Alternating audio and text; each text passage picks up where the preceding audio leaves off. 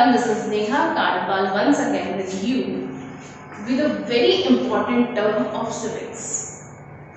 आप सभी को पता है कि हम पॉल साइंस से कहीं ना कहीं जुड़े हुए होते हैं। अगर हमारी पर्सनल लाइफ ले लो, हमारी प्रोफेशनल लाइफ ले लो, हमें पॉलिटिक्स का सामना करना ही पड़ता है। बट पॉलिटिक्स को लेकर हम बहुत ज़्यादा पॉजिटिव नहीं है, और ये being a political science teacher मुझे बहुत ज़्यादा ऑकवर्ड सिचुएशन लगती है, क्योंकि लाइफ अगर हम अपार्ट ऑफ पॉल साइंस जाके देखना चाहें तो मुझे तो बिल्कुल नजर नहीं आती, क्योंकि हमारे आसपास राजनीति होती ही रहती है। अगर समाज है तो राजनीति होगी, अगर सोसाइटी है तो ज़रूर राजनीति होगी ही होगी।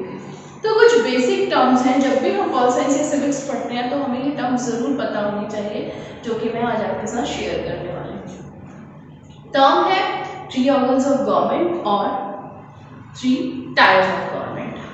बट मैंने आपकी सहूलियत के लिए अपने तरीके से कुछ चीज़ें मॉडिफाई की हैं, जो कि मैं छोटी थी तो मुझे समझ नहीं आती थी, तो मैंने अपने लिए कॉन्सेप्ट बनाया था। आई होप आप इस कॉन्सेप्ट के थ्रू बहुत अच्छे तरीके से चीज़ों को समझेंगे। तो मैंने 3 ऑर्गन्स ऑफ गवर्नमेंट को समझने के लिए बनाया है BVM concept. B for Brahma, V for Vishnu और M फॉर महेश। तो आइए स्टार्ट करते हैं।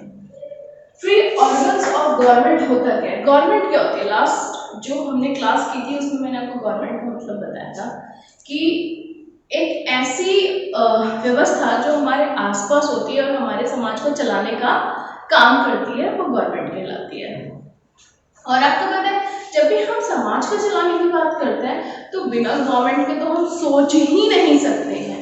और गवर्नमेंट सिर्फ एक पर्सन नहीं है कि मैंने बोला Modi is all about government या फिर मोदी इज गवर्नमेंट, तो वो तो बिल्कुल ठीक नहीं होगा, क्योंकि फिर हम अपने CM को भूल जाएंगे, अपने प्रेसिडेंट को भूल जाएंगे। तो गवर्नमेंट कोई 1 या 2 पर्सन की बात नहीं है, गवर्नमेंट पूरा एक ऐसा स्ट्रक्चर है जिसके बिना हम अपनी लाइफ को इमेजिन भी नहीं कर सकते हैं। ठीक है, तो गवर्नमेंट को चलाने के लिए कुछ अंग होते हैं। हाँ, आपको ना आपकी बॉडी है, तो आपकी बॉडी को चलाने के लिए कुछ अंग हैं आपके, जिसके बिना तो बॉडी काम ही नहीं कर सकती।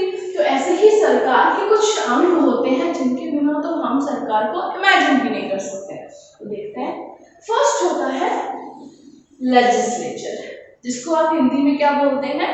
विधायिका। सेकंड होता है एग्जीक्यूटिव, एग्जीक्यूटिव को आप क्या बोलते हैं? कार्यपालिका। और थर्ड होता है आपका जुडिशरी, जुडिशरी को क्या बोलते हैं? न्यायपालिका। तो लेजिस्लेचर को हम जब पढ़ेंगे तो पढ़ेंगे ब्रह्मा की तरह, और जब एग्जीक्यूटिव को पढ़ेंगे तो हम पढ़ेंगे विष्णु की तरह, और जब हम पढ़ेंगे जुडिशरी को तो हम पढ़ेंगे महेश की तरह। अच्छा, देखते हैं लेजिस्लेचर मतलब विधायिका। विधायिका आपको पता है, अगर हम बोले तो जो ऐसा निकाय या फिर ऐसी व्यवस्था जो हमारे लिए नियम कानून बनाती है। अब चलो, आई होप आप भगवान पर विश्वास करते होंगे, अगर नहीं करते तो थोड़ी देर के लिए मुझे सुन लीजिए प्रवचन की तरह। ठीक है, तो ब्रह्मा को आपने अपने मम्मी पापा से बात करते हुए सुना होगा कि जो ब्रह्मा है उन्होंने ही हमारी सोसाइटी को बनाया था, उन्होंने कुछ नियम कानून बनाए जिसके अकॉर्डिंग हमें चलना होता है, और सृष्टि की रचना पूरी तरीके से ब्रह्मा ने की। तो ऐसे ही जो लेजिस्लेचर होता है, लेजिस्लेचर यानी कि विधायिका, जिसे हम संसद भी कहते हैं। संसद क्या करती है? संसद एक लॉ मेकिंग बॉडी है। क्या है? कानून बनाने वाली वो व्यवस्थापिका जो हमारे समाज के लिए, क्योंकि बेटा टाइम टू टाइम समाज चेंज हो रहा है, आसपास की चीजें चेंज हो रही हैं, तो बदलाव आ रहा है, और बदलाव आ रहा है तो हमें खुद को भी चेंज करना पड़ेगा। तो इसीलिए हम अपनी सोसाइटी को चेंज करने के लिए कुछ नियम और कानून बनाते हैं, जो बनाती है हमारी विधायिका।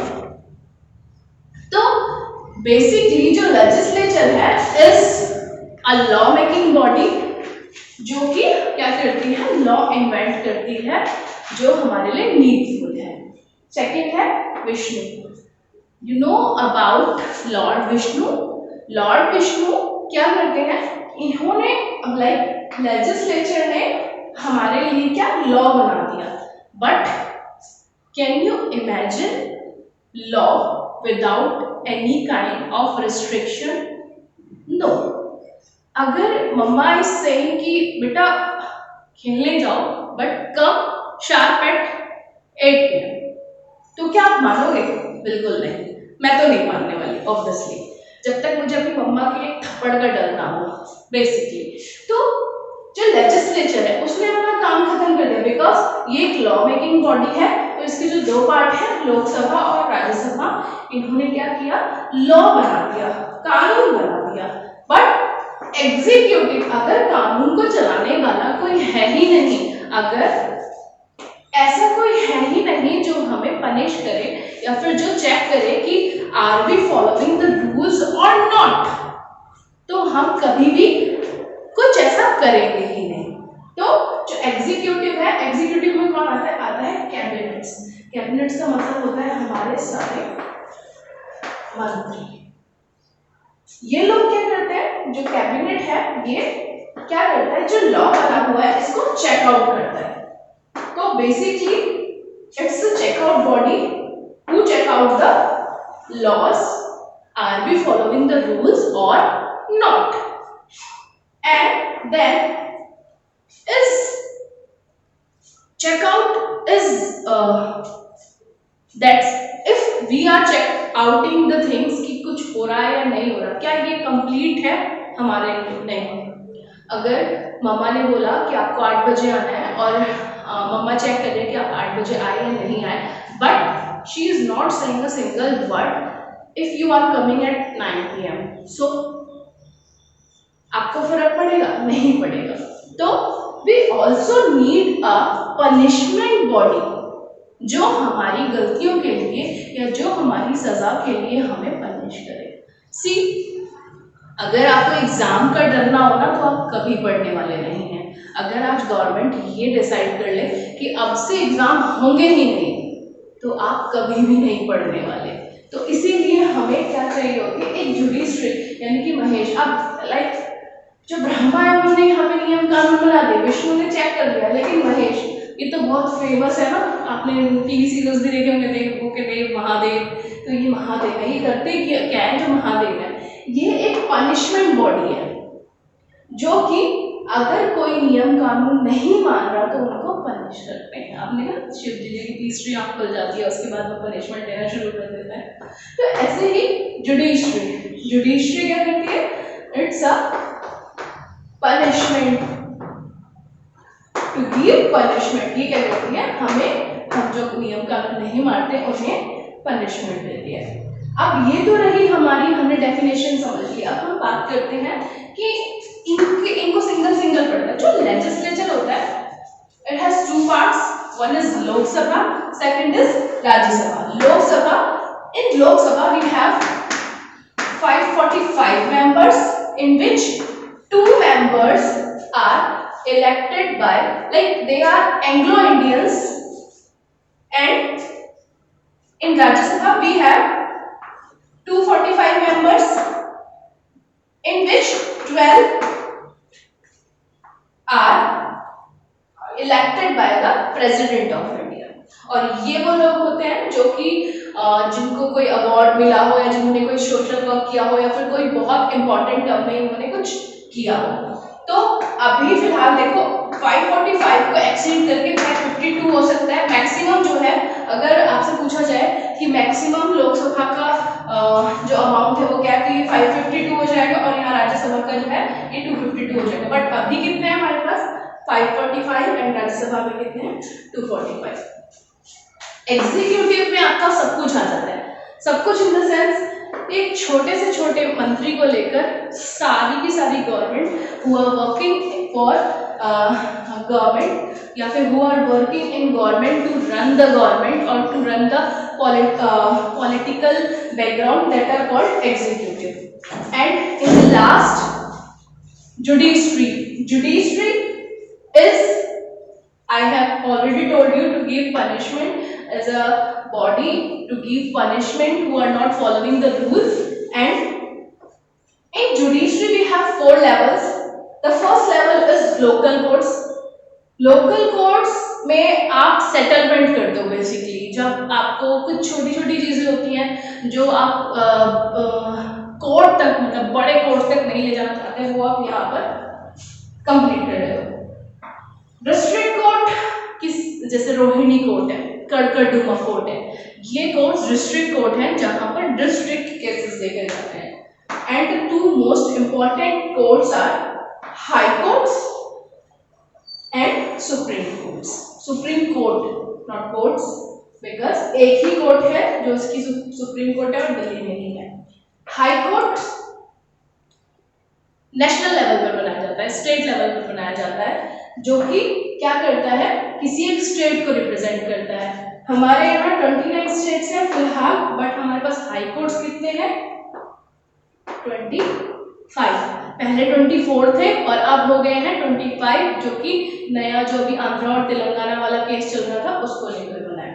लास्ट इज सुप्रीम कोर्ट, जो कि इन सब के डैड की तरह काम करता है, क्योंकि इसका जो फैसला होता है ये कंपल्सरी होता है। आप इसको चाहे मानो या ना मानो, बट आपको मानना ही पड़ता है। लॉ एंड ऑर्डर देखें तो सुप्रीम कोर्ट जो है वो बहुत ही इंपॉर्टेंट टर्म में काम करता है, और इसके अलावा कोई और जो फैसला देता है वो कुछ हो ही नहीं सकता।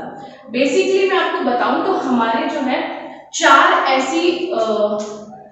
ऐसे सेक्टर्स हैं जो फ्रीली काम करते हैं। ऐसे आपको पता है ना कि हर किसी बॉडी के ऊपर कोई ना कोई होता है जो उसे चेक करने के लिए होता है, बट सिर्फ 4 ऐसी चीज़ें हैं जिनको कोई चेक नहीं करता, तो और वो एकदम स्वतंत्र होकर फ्रीली काम करती हैं। तो वन इज जो फर्स्ट है वो है हमारा इलेक्शन कमीशन। इलेक्शन कमीशन के ऊपर किसी भी तरह का दबाव नहीं होता, इनफैक्ट उनकी जो सैलरीज हैं वो भी उनके लिए एक स्पेशल सेक्टर है जो उनको देता है, ताकि वो किसी के दबाव में आके काम ना करे। सेकंड इज आपका जो ये न्यायालय है, जुडिशरी है। Judiciary is a free sector, यहाँ पर भी कोई दबाव नहीं होता। इसके अलावा जो आपका आता है, एक होता है आपका गवर्नर, जो कि ठीक तरीके से बेसिकली जो इंडिया गवर्नर होता है, इंडिया गवर्नर, वो कहीं पर भी जाके चीज़ों को चेक कर सकता है, उसे देखने वाला या चेकआउट करने वाला कोई नहीं होता। और लास्ट आती है आपकी यूपीएससी। यूपीएससी आपकी सिविल सर्विसेज निकालती है, जो कि ए ग्रेड लेवल की सारी पोस्ट निकालती है, उसको भी कोई भी चैलेंज नहीं कर सकता, वो भी एक फ्री निकाय होता है। तो आज जो हमने था 3 ऑर्गन्स ऑफ गवर्नमेंट किया, अभी हम एक छोटी सी चीज़ और करते हैं जो है 3 टायर्स ऑफ गवर्नमेंट। बहुत छोटी सी चीज़ है, ताकि ये अंग ठीक से काम कर सके, इसीलिए कुछ टायर्स में हमने अपनी गवर्नमेंट को डिवाइड कर रखा है। तो पहले जो था वो 2 गवर्नमेंट थी, स्टेट गवर्नमेंट और सेंट्रल गवर्नमेंट। तो सेंट्रल गवर्नमेंट जो है वो क्या करती है, जो टेरिटरीज हैं, यूनियन टेरिटरीज हैं, उनको चेकआउट करती है, और स्टेट को भी कुछ हद तक देखा करती है, और स्टेट गवर्नमेंट सिर्फ राज्यों को संभाला करती है। लेकिन आज क्योंकि स्टेट गवर्नमेंट काफ़ी नहीं है स्टेट्स को देखने, क्योंकि भाई 29 स्टेट्स हैं, तो उनके लिए काफ़ी नहीं है स्टेट गवर्नमेंट, तो इसीलिए इसको 2 पार्ट्स में डिवाइड कर दिया गया, स्टेट गवर्नमेंट और लोकल गवर्नमेंट। लोकल गवर्नमेंट जो है स्थानीय शासन को संभालती है, यानी कि जो प्रधान और जो ये आपके सब होते हैं जो आपको लोकली चेक कर पाते हैं, क्योंकि अगर आपके घर में पानी नहीं आ रहा तो आप सीधे राष्ट्रपति को कॉल नहीं करोगे कि पानी नहीं आ रहा, तो उस टाइम पे आपको कोई चाहिए जो आपकी प्रॉब्लम को रिजॉल्व करवाए, तो वो लोकल गवर्नमेंट के थ्रू आपकी प्रॉब्लम्स रिजॉल्व होती हैं और उसको ये लोग चेक करते हैं। और सेंट्रल गवर्नमेंट और स्टेट गवर्नमेंट तो है ही, और सेंट्रल गवर्नमेंट सबसे बड़ी होती है जो कि इनको भी देखती है, इन दोनों को, और खुद को भी संभालती है।